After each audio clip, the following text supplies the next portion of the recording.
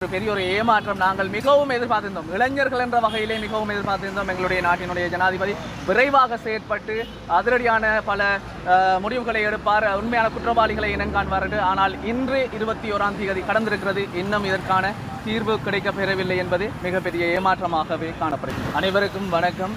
2019ஆம் ஆண்டு ஏப்ரல் 21ஆம் தேதி ஈஸ்டர் தாக்குதல் நடந்து இன்றுடன் 6 வருடங்கள் நிறைவுக்கு வந்தடைந்திருக்கிறது.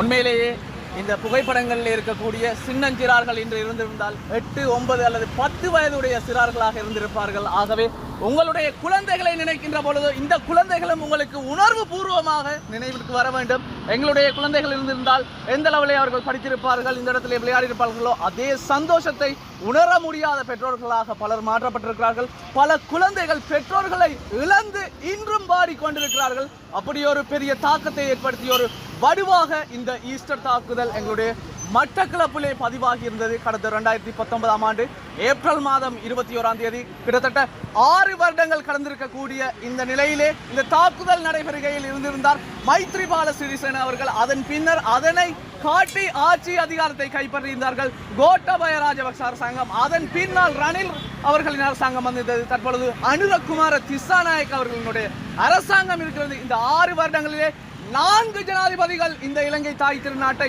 ஆண்டிருக்கிறார்கள். ஆனால் இன்னும் எங்களுக்கான ஒரு நீதி, இந்த உயிர்களுக்கான நீதி கிடைக்கவில்லை என்பது மனவருத்தம் அளிக்கிறது.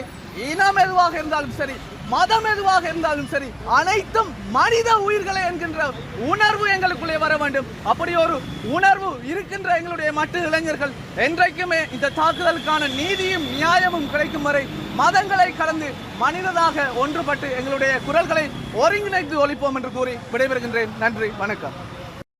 நாங்கள் எங்களுடைய மனசில் ஏக்கங்கள் தான் அதிகரித்து கொண்டு இருக்குது. அதில் எந்த ஒரு மாற்றமும் இதுவரைக்கும் எங்களுக்கு தெரியல. NDP அரசாங்கம் வந்துச்சு, ஆட்சிக்கு வந்துச்சு. ஏப்ரல் 21க்குரிய சூத்திரதாரியை நான் கண்டுபிடிப்போம், 21க்கு முதல்ல நாங்கள் அவங்கள வெளிப்படுத்துவோம்னு சொன்னாங்க. இது வரைக்குமான எந்த ஒரு தகவலும் வெளியே வேற இல்லை. அதையும் இன்னும் வேலைக்களி புள்ளச்சாட்டுன்ற மாதிரி ஒவ்வொரு சாட்டைகளை சொல்லி கொண்டிருக்கேன். இதை எந்த ஏப்ரல் 21 செய்ய போகிறாங்க, எங்களுக்குரிய சூத்திரதை யாருன்னு சொல்லி வெளிப்படுத்த போகிறாங்கன்ற எங்களுக்கு தெரியல. இதில் எங்களுக்கு நம்பிக்கைத்தன்மை இல்லாமல் தான் இருக்குது. இதில் புனிதனை கொண்டு போய் கெட்டவனாகவும், கெட்டவனை கொண்டு போய் புனிதனாகவும் ஆகிற ஒரு அரசாங்கம் அதை நாங்கள் எதிர்பார்த்து கொண்டிருக்கிறோம். இதில் நாங்கள் எங்களுடைய மனசில் இதுவரைக்குமே மட்டுமா இளைஞர்களின் மனசில் எங்களுக்கு இவ்வளவு உயிர்களை நாங்கள் இழந்து போய் இருக்கிறோம். ஆனால் இதுக்குரிய நீதி இதுவரைக்கும் எங்களுக்கு கிடைக்கல.